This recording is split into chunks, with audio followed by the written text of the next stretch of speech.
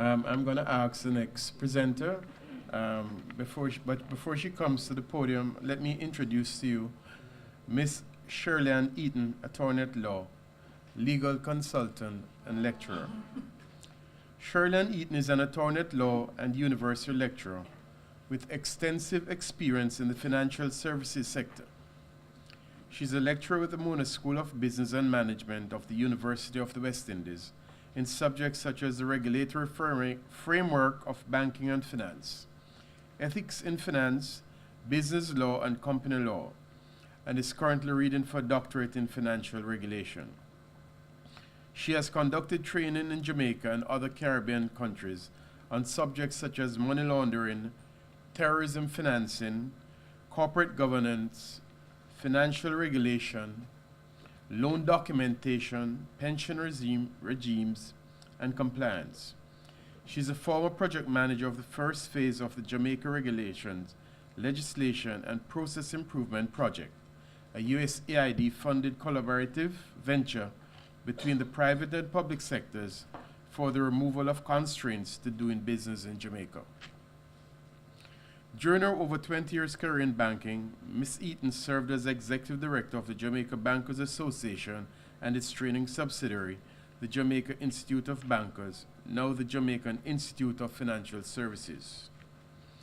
Ms. Eaton has served on the boards of Air Jamaica Limited, the Betting, Gaming and Lotteries Commission, the National Housing Trust, and the Jamaica Lottery Company. She's a former chairman of the board of directors of Metropolitan Parks and Markets Limited and members of the National Constitutional Reform Committee. She's a board director of First Global Bank and chairman of its audit committee, trustee of 2 NCB pension funds, and director secretary of the St. Andrew High School Foundation. Her hobbies and interests include weight training, jogging, karate, a black belt, exponent, and politics. Ladies and gentlemen, assist me in welcoming Shirley Ann Eaton to the podium.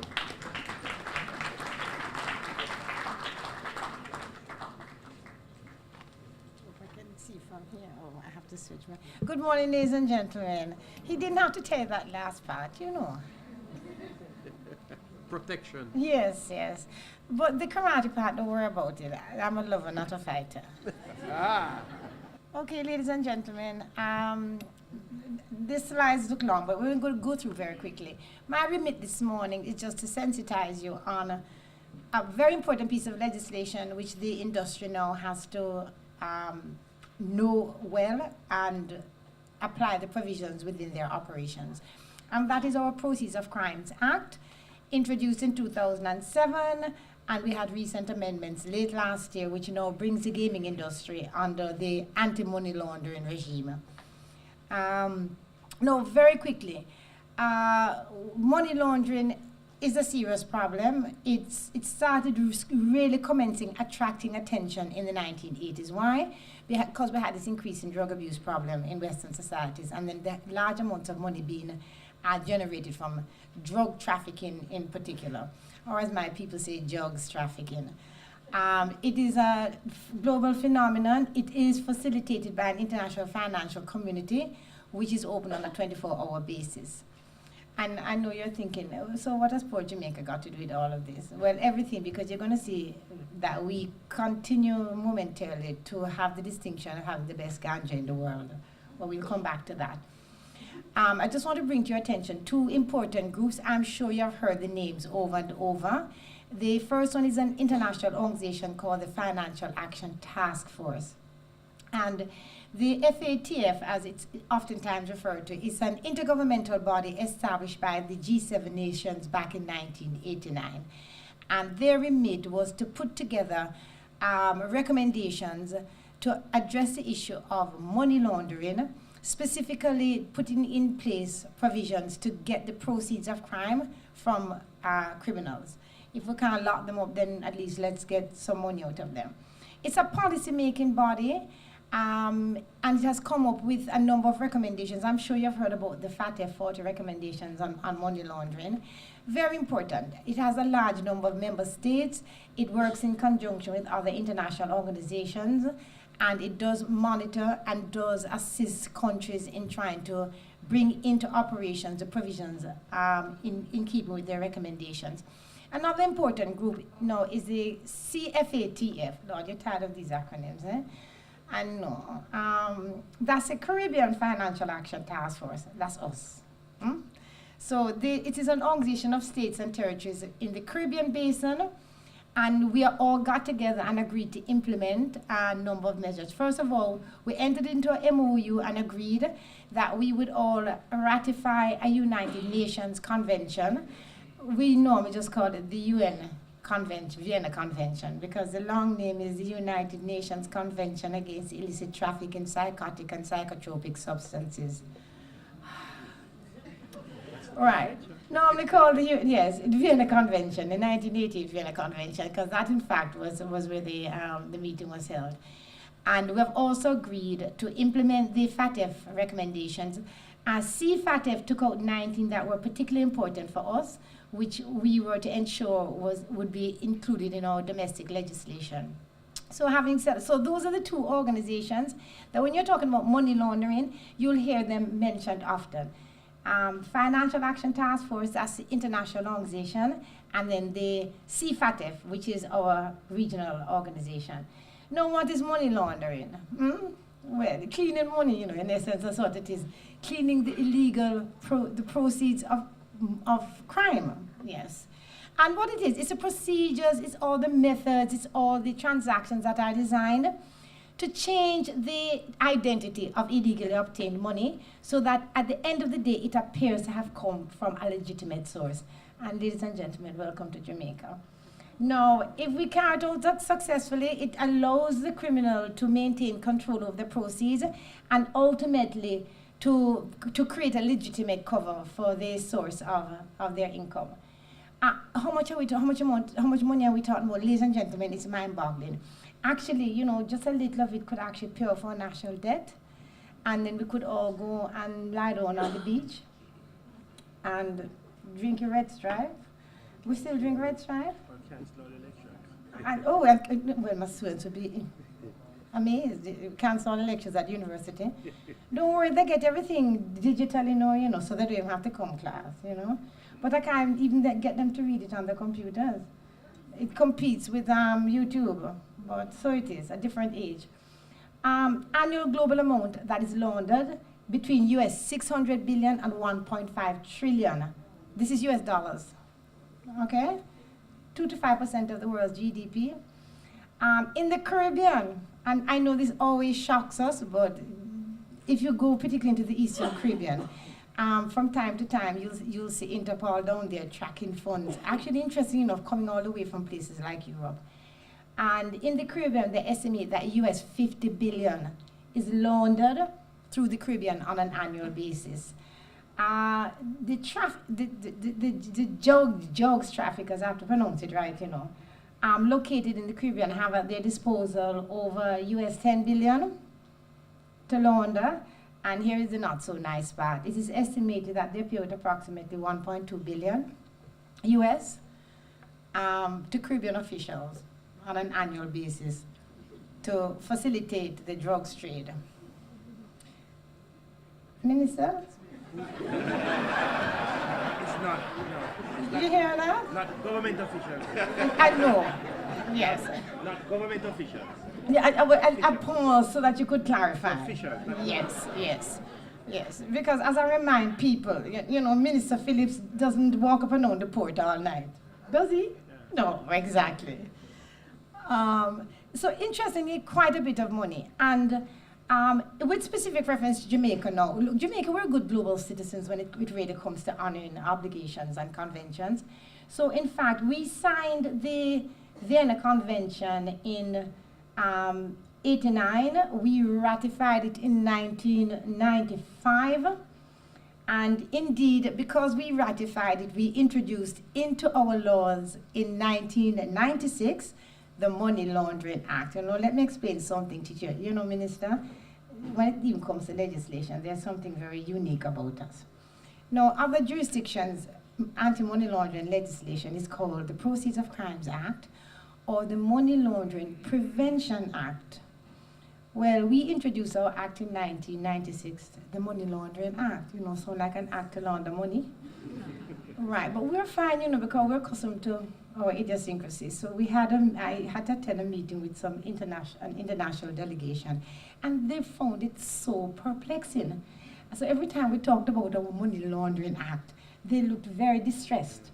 So eventually, when the meeting was over, they went outside. One of them said to me, "So, it's the Money Laundering Act?" "Yeah." "Isn't that strange?" I said, "No." I said, "Welcome to Jamaica, no problem." But interestingly, we had this act called the Money Laundering Act, but everybody had Money Laundering Prevention Act. How you like that? Only in Jamaica. But we knew what it meant, didn't we? Isn't it obvious? It was not an act to launder money. It was an act to prevent the laundering of money. Anyway, we subsequently did, in fact, quite honestly, it came into operation in 1998. By then, a lot of the provisions had been obsolete. So by 2007, now we introduced the Proceeds of Crimes Act. Actually, pattern of the UK's 2000 Proceeds of Crimes Act. Can't go too wrong there, can we? Now, the profile of Jamaica, my wonderful country. The Americans are really good at statistics, but like people who generate statistics, you have to be cautious about it. You can't accept everything you see. But this report that they do generate is actually quite interesting and worthwhile reading. It's published every year. It's issued by the U.S. Bureau for International Narcotics and Law Enforcement Affairs. Now, with specific reference to Jamaica, it tells us that we remain the largest supplier of ganja to the U.S. The best ganja. I was expecting applause. We are the best ganja. But we have to be politically correct, right? Yes, it's such a gathering. Oh, yes, well, because we have the best apparently. But you know why? I mean, I'm not into that myself, but I am told that it's a volcanic soil it's grown in, Yes. So they take it to California and it's not the same. So I'm told. I'm told the buzz isn't the same, whatever the buzz is. So we remain the largest supplier of ganja to the U.S. Unfortunately, we are a transit point for for drugs being trafficked from South America to North America, and actually onto other international markets. Cocaine, other synthetic drugs that in fact are not produced locally but are coming out of Latin America. Drug production and trafficking, unfortunately, is enabled and accompanied by organized crime, domestic and international gang activity, and unfortunately police and government corruption. We're not being told anything we don't know already. Then we have our guns for ganja trade, of course, and that exacerbates our situation because we have undocumented handguns flowing freely from the land of the free and the home of the brave with their First Amendment right, which we'll never understand, the right to bear arms. So we have these undocumented handguns coming in from North America in exchange, of course, for our ganja. And then drugs do flow into, through, and from Jamaica by maritime conveyance, air freight, and human couriers, and to a limited degree, private aircraft. Of course, the report indicates that both government and law enforcement authorities are committed to addressing this problem, and the report each year gives us the same, it comes to the same conclusion with limited success. We have resource issues, but apparently we try as best as we can with what we have. Although, Minister, you didn't have to waste resources to lock up and charge Raspodl, You remember who Raspodl is, ladies and gentlemen? It's a small farmer who went to the Peter Tosh celebrations, and one of the newspapers had interviewed him, and Raspodl was very honest and said that he did not want the ganja decriminalized, because if he did that, then the big men were going to come and drive him out of business. And they also put Raspodl's picture on the front of the Observer. Do you recall? And 2 days after, we heard that the police raided Raspodl's farm, and he was charged. I thought that was so unfortunate. You know, Minister, how can you have the agents of the state behaving like that? Anyway, I am sure when I'm ready to retire, I can go into farming because by then the legal arrangements will be fine. For the medical use. For the medical use? Well, ladies and gentlemen, for those of us who are near retirement, we have to start looking for a piece of land. The minister says for medical use. No, the Proceeds of Crimes Act of 2007. I don't want to belabor the point. I'm going to move through very quickly because we're running a bit late. But suffice it to say that the Act sets out the legal parameters that you have to abide by. First and foremost, how does the law define money laundering? It is engaging in a transaction involving criminal property. And engaging in a transaction involving criminal property would, of course, include things like concealing the property, disguising it, disposing of it, converting it, transferring it, bringing it into Jamaica, taking it out of Jamaica. If you enter into or you become engaged in any kind of transaction that you know or you have reasonable grounds to believe may be facilitating either the use or the control or the acquisition of criminal property, you have committed the crime of money laundering. And as the Americans I want to say, if you commit the crime, you know you're going to have to do some time. Ladies, they're highly discriminatory. We only have one place to go, Fort Augusta. The gentlemen have a lot of options. So ladies, I think we better take out our placards and start demonstrating. We want options too. And the police will get a special option. Okay. So if we use or are in possession of criminal property and we know or we have reasonable grounds to believe it's criminal property, we have committed, it's a crime, the crime of money laundering. Now, how we keep talking about criminal property, very broadly defined, as you would expect under the law. So criminal property is any property which constitutes a person's benefit from criminal conduct. And it doesn't matter whether you receive it in whole or in part, directly or indirectly, it does not matter, all right?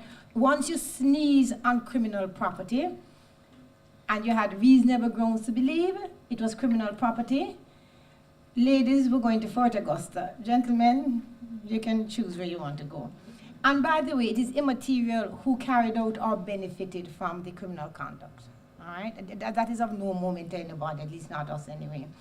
So it's a crime, so the requisite guilty mind has to be there. In other words, we had to know or we had reasonable grounds to believe when we were sneezing on the property that in fact the property was criminal property. Very quickly, because it can get very tedious. All right, the law says, look, I'm about to do a transaction. I believe it involves criminal property. The law allows me to do two things as an ordinary citizen. The law says I can do the transaction and I report it right after to the money laundering authorities, who is the Financial Investigation Division. Or if I have the time, what I can do is I can actually report it to the authorities and wait for them to tell me whether I can or cannot go ahead and do the transaction. Now the law has a little quirk. Having reported it to the authorities, what the law says is that the authorities have 10 working days to get back to me, to tell me, go ahead and do the transaction, Shirley Ann, or do not do the transaction. If they come back to me and say, don't do the transaction, the law then goes on and says, look, count 10 clear days. If after that 10 clear days you still want to do the transaction, then you can go ahead and do it. Okay, so we have these, I know. What it is, remember now, you know, is that you're in the best position to know when something may be unusual, maybe suspicious. And what the law is really doing is saying, as a citizen, if you begin to feel that a transaction may involve criminal property, then these are the two courses of action that you can take. Now, having said that, all right, this is where you come in now, and you've come in, and as of the, I will tell you what dates, right? They're sitting in red? Yes. As of the 15th of November, 2013, you fell under this act, okay?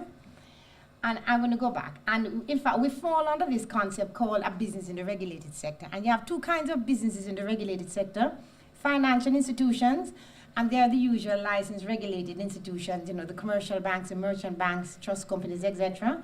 And then no, you have another group called designated non-financial institutions. And what the law says is that this is a person who is not primarily engaged in carrying out financial business, but is designated by the Minister of Finance for the purposes of this act to be a designated non-financial institution. Now, gaming machine operators licensed under the Betting, Gaming and Lotteries Act, and with effect from the 1st of April of this year, you came under the operations of this act. Did you know that? What month we know? Did you know? Did you know? No? Well, no, you know. Maybe we should ask again. So, all the- Did you know? Let me say suggestion, I ask again. Okay. But you're not alone, for what it's worth, all right? The real estate dealers were brought under the regime.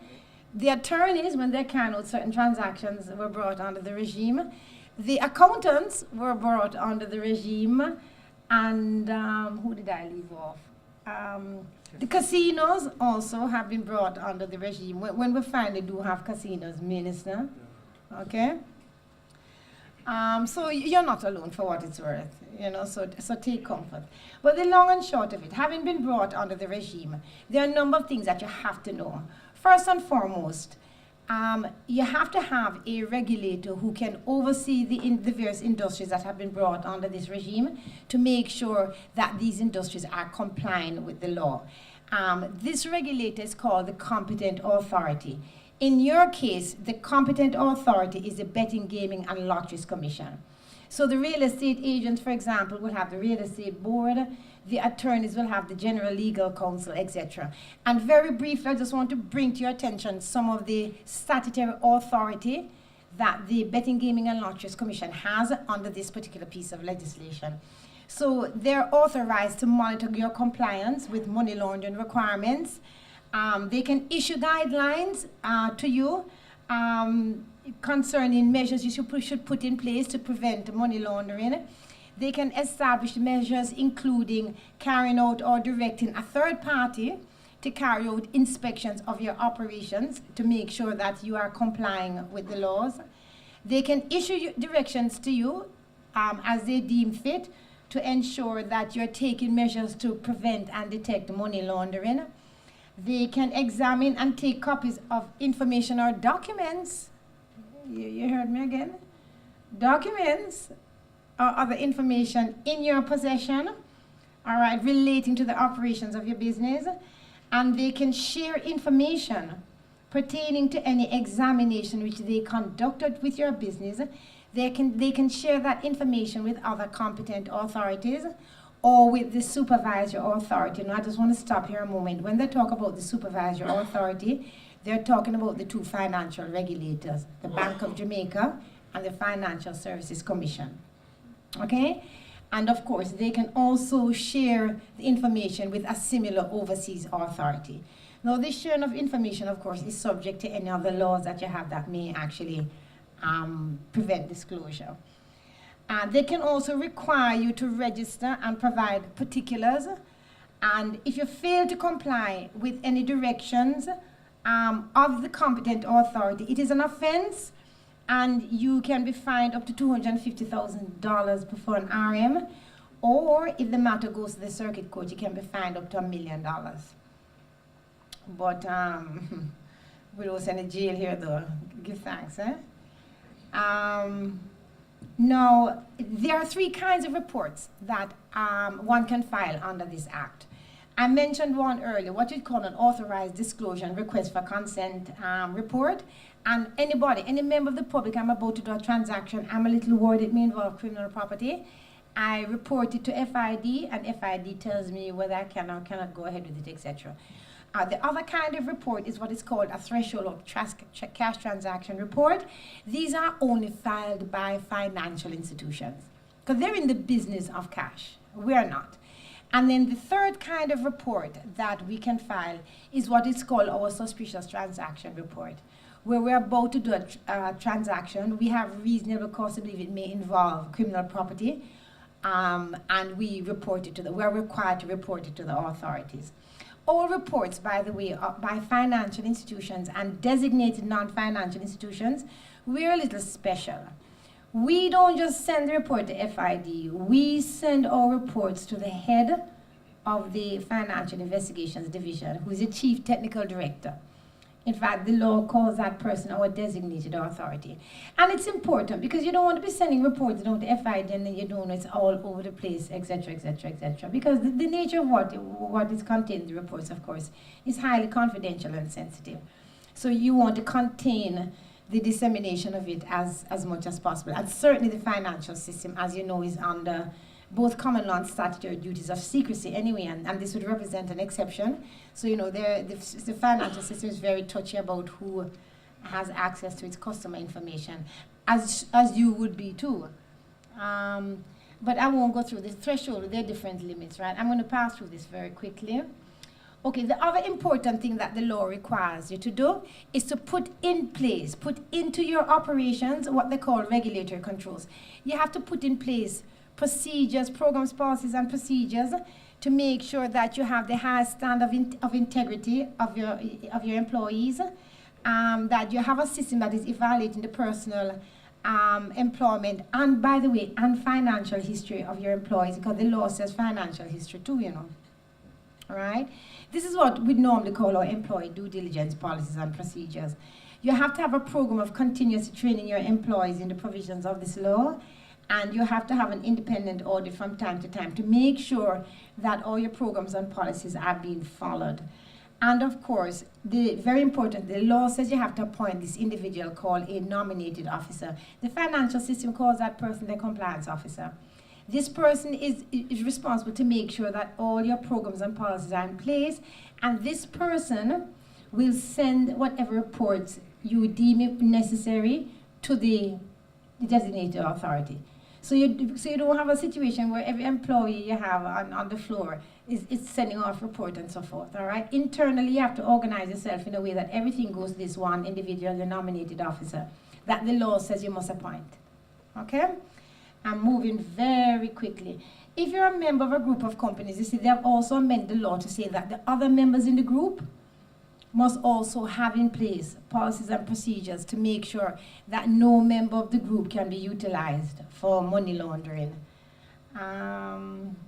Okay, this is an interesting one now. You know that we have now introduced an absolute prohibition on the use of cash in excess of $1 million. I'm sure you heard the debate in the parliament. In fact, the original draft of the bill had said $500,000, which by the way, I agreed, you know, Minister. 500? Yeah, man. Mm-hmm. The parliament overruled. I know the parliament overruled the will of a few of the people and introduced it at $1 million. Very, very important. What the law says is that you cannot pay or receive cash in excess of $1 million for the purchase of any goods or services, or for the payment of any debt, or any accounts payable, or any financial obligation. But even more importantly, you cannot artificially separate a single activity or activities so that it appears to be separate activities involving payments that when you add them up, they come to over $1 million. You follow what's going on here? What you call in money laundering smurfing.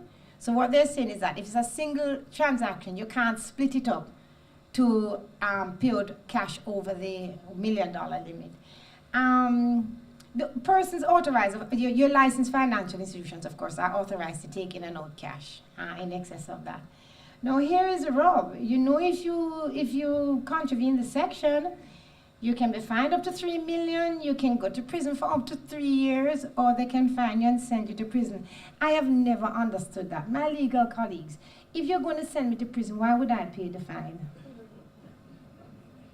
No, I'm not advocating that you don't do that, you know. I've always, Shazida, if you're going to send me to prison anyway, and you're going to fine me, why should I pay the fine? Because I'm a good moral person?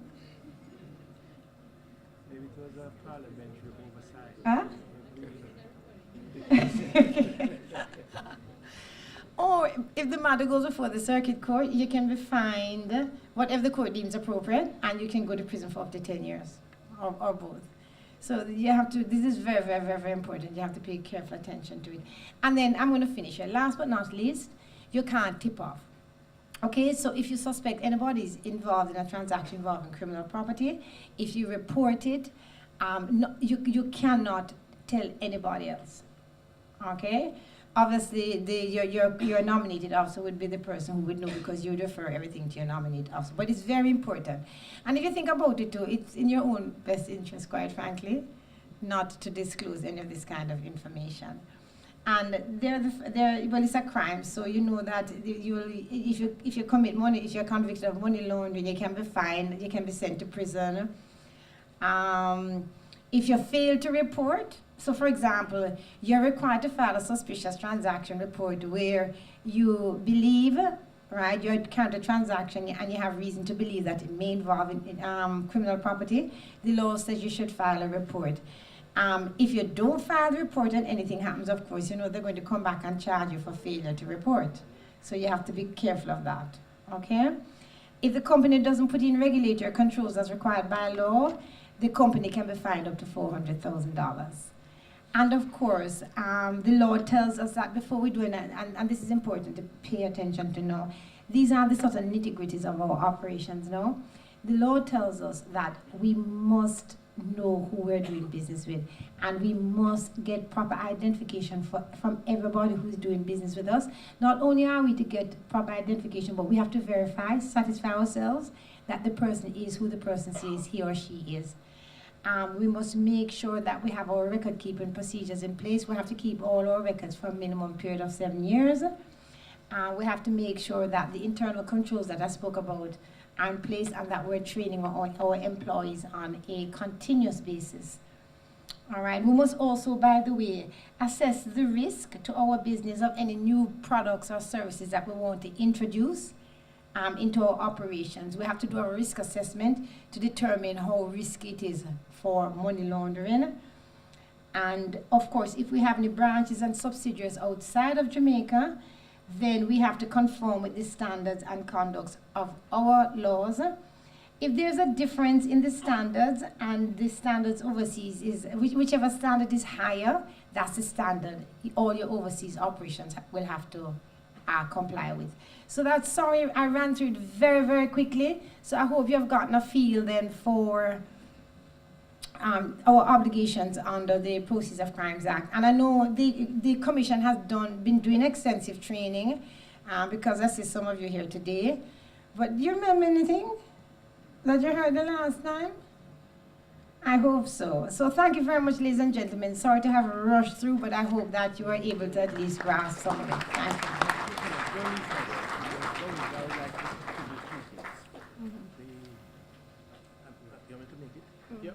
The minister would like to make comments. Ladies and gentlemen, thank you very much, Shirley. I'd like to make 2 comments. And I'm going to be very frank, as the only way I know to operate. And since we're here in this gathering as stakeholders and regulators and government and everybody working towards one objective, to have a good gaming industry, let me be very frank. It is the feeling, and I want you to address it for us, that money laundering is easy in gaming lounges, in casino operation, in betting operation, in OTBs, and in horse racing. A man who is juggling in New York or in Arizona sends someone down to buy 4 horse and book my rent-a-car company and whatever. It is the feeling that this sector is easy to deal with, to be involved in money laundering activities. And I think in explaining the money laundering and POCA, our colleagues here, like your commentator, what are some of the things we have to look out for as we make this industry more modern but also compliant? It's something that worries me, because someone will make an assessment in an area. You go over to Christiana and say, you know, but this area is, I could put up a gaming lounge here. It's a good area. Somebody call you, you think you can make some money there. You have large businesses, you have medium-sized business, you have small business. So somebody wants a small business to operate, 19 machines, and feel I want some money. So a link is made with someone who you feel have the cash. If you suspect, and this is where I want you to comment, that if you suspect that my source of this cash might be tainted, you have a duty to report it. Yes, you do. Under this act. Yes, you do. That's the bottom line. I wanted to see how the Act impinges on the industry that we are here assessing today specifically, and that people understand the obligation. Minister, you see, the fortunate thing is a lot of what we're introducing is born of experience in the similar industries right across the spectrum. Indeed, there are other industries in our economy that we suspect is extremely high risk for laundering as well. The reason why some of these industries, of course, haven't been brought under the regulator ambit of POCA is because there is no regulator. Because you have to have a regulator of the industry before you can bring the industry under this kind of regime. But the challenge, of course, is that when you're talking about money laundering, you're talking about cash. All right? The cash is a normal medium of exchange for all kinds of criminal activities. And therein lay the challenge. The intent is to get that cash into the system somehow, whether coming into your gaming lounges and buying your chits and sitting down and not really doing anything with it and then coming back after and cashing it out, you know, to get a check from you, or bringing in a whole group of people who are buying up your chits or whatever, and then after not really doing any gaming activities or doing very little, you know, and getting a check from your operations after that, they take to the bank and the bank doesn't view suspiciously and they lodge your money to their account. There are all kinds of ways. The intent is to try and get the cash into some kind of industry and get back out that cash in some other form of asset. That's really the intent, you know. Of course, part of our profile, of course, is that our criminals, it's not unique to us alone, it's right across the globe. They love concrete monstrosities and they love expensive recycled metal as well. So for example, the automobile industry, and in fact, that's why that cash transaction limit becomes important now for a lot of other industries. Because persons used to just go with and buy three bends, you know, one shot. Cash. Sorry, I should have, it can cash, believe it or not, you know. So it's not, the authorities, in all fairness, the authorities are not unduly burdening you. The reality is that the gaming industry is actually extremely high risk for laundering, and we've learned from the rest of the world in this regard. So fortunately, we are just developing further. So before we go any further, it's probably best that we get in the habit of putting in place the procedures. I come out of the financial system. At first, it felt difficult. But you know, once you put the system in and everybody understands, it becomes very routine after that. So I know right now everybody's feeling a little anxious, as I know the financial system did when we actually introduced it, Jack, remember? Yes, people were distressed. But I want to urge you to just put in place the things, and then it becomes very automatic, quite frankly.